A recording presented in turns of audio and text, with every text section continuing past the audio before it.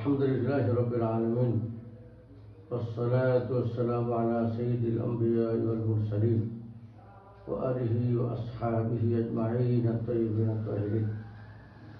أما بعد فقد قال الله تبارك وتعالى في القرآن المجيد فإن لم تفعلوا فأذنوا بحرب من الله ورسوله.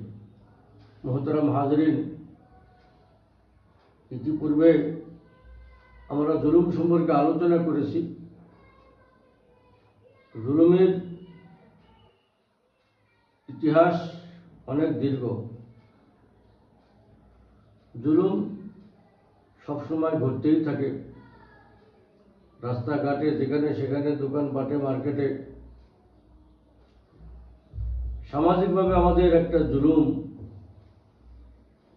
যেটা গরিবের উপর মানুষ করে থাকে, সেটা হলো সুদের জুলুম। সুদ, মানুষ টাকা নেয়, এর বিপরীতে এক বছরে ধরেন 1 লাখ টাকায় 10,000, 15,000, 20,000, 30,000 টাকা বাড়তি দিতে হয়। এই সুদ এমন গুনাহ,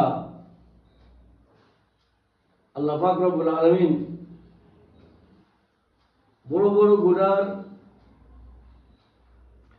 বড় গুনাহের শাস্তি ঘোষণা করছেন কোরআনের মধ্যে, হাদিসে রাসূলুল্লাহ সাল্লাল্লাহু আলাইহি ওয়াসাল্লাম করেছেন।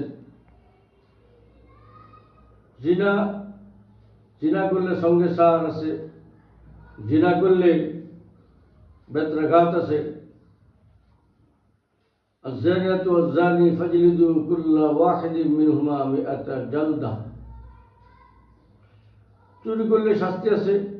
আল্লাহ বলেন ওয়াস-সারিকু ওয়াস-সারিকাতু ফাকতাউ আইদিয়াহুমা, হাত কাটার কথা আছে। কিন্তু সুদের ব্যাপারে আল্লাহ এমন একটা ভাষা প্রয়োগ করেছেন, যে ভাষা সকল গুনাহ থেকেই মারাত্মক। অথচ আমাদের সামাজিকভাবে সুদকে হারামই মনে করা হয় না। কেউ নামাজ পড়ে সুদ খায়, হজ করে আসে তা আবার সুদ খায়। অথচ সুদের ব্যাপারে আল্লাহ পাক রব্বুল আলামিন বলেছেন ফাইন লাম তাফআলু ফাআযানু বিহারবিন মিনাল্লাহি ওয়া রাসূলিহি। তোমরা যদি এই সুদ খাওয়া থেকে বিরত না হও, তাহলে জেনে রাখো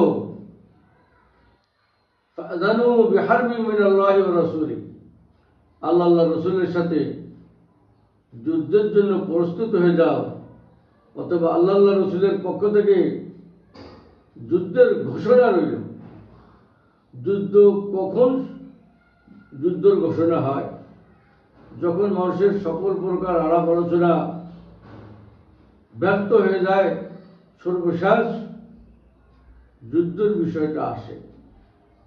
তো অন্য যত গুনাহ আছে, চুরি করা, ডাকাতি করা, শিরক করা সহ অন্যান্য গুনার বিরুদ্ধে যুদ্ধ ঘোষণা আল্লাহ করেন নাই।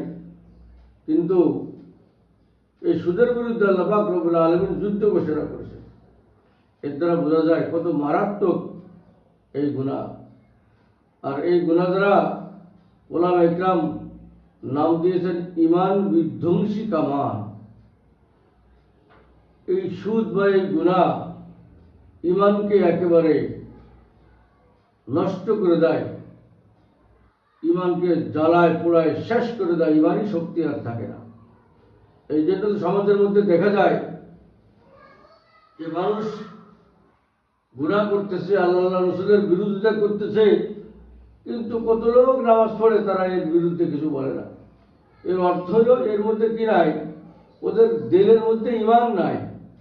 হারাম খাইতে খাইতে, সুদ খাইতে খাইতে এদের ঈমানের সব জিনিস নিভে গেছে। আল্লাহ পাক রব্বুল আলামিন রাসূলুল্লাহ সাল্লাল্লাহু আলাইহি ওয়াসাল্লাম পবিত্র হাদিসের মধ্যে ঘোষণা করেন লা ইয়াদখুলুল জান্নাতা জাসাদুন গুযিয়া বিল হারাম। ওই শরীর জান্নাতে যাবে না যে শরীর হারাম দ্বারা প্রতিপালিত। অথচ মানুষ অহরহ কত হারাম জিনিস ভক্ষণ করেছে, জানে এটা হারাম তারপরেও খায়, জানে এটা নাজায়েজ তারপরেও খায়। এই জন্য ভাই, আমরা হারাম খাওয়া থেকে বিরত থাকবো। কোনোভাবেই যদি আমরা হারাম না খাই, কোনোভাবেই যেন সুদের সাথে জড়িত না হয়। এই সুদ ধনী লোকেরা গরিবের উপর মারাত্মক জুলুম করতেছে এই সুদের এই ব্যবসা করে। গ্রামের মহাজনরা মানে গরিবের রক্ত চুষে নিয়ে যাচ্ছে সুদের মাধ্যমে। গ্রামগঞ্জে এমন কোনো বাড়ি নেই কিস্তি কিস্তি কিস্তি। বলে ভাই এই অমুক দিন কিস্তির দিন, অমুক দিন কিস্তির দিন, অমুক দিন কিস্তির দিন। এ কেউ সুদ দিচ্ছে আর কেউ নিচ্ছে, এমনভাবে এটাকে করে ফেলছে যদি এটা ওয়ান টুর ব্যাপার, এটা একটা পানির মতো, কোনো গুনাহ নাই। তো আমরা সুদের থেকে বাঁচবো, হারাম থেকে বাঁচবো, মানুষের প্রতি জুলুম করা থেকে বাঁচবো। এটা কিভাবে বাঁচতে পারি? বলে মানুষের কয়টা হাসানা দেব। আল্লাহ পাক রব্বুল আলামিন বলেন, মান কানা ইউরিদুল্লাহু করদান হাসানা ফায়ুদাইফাহু লাহু আদাফান কাসীরা। এই কর্জা হাসানা এক ব্যাখ্যা তো কর্জা হাসানা আছে, দানও আছে আর এক ব্যাখ্যায়। এইটা আমরা চালু করতে পারি। আল্লাহ পাক রব্বুল আলামিন আমাদের সবাইকে আমল করার তৌফিক দান করেন।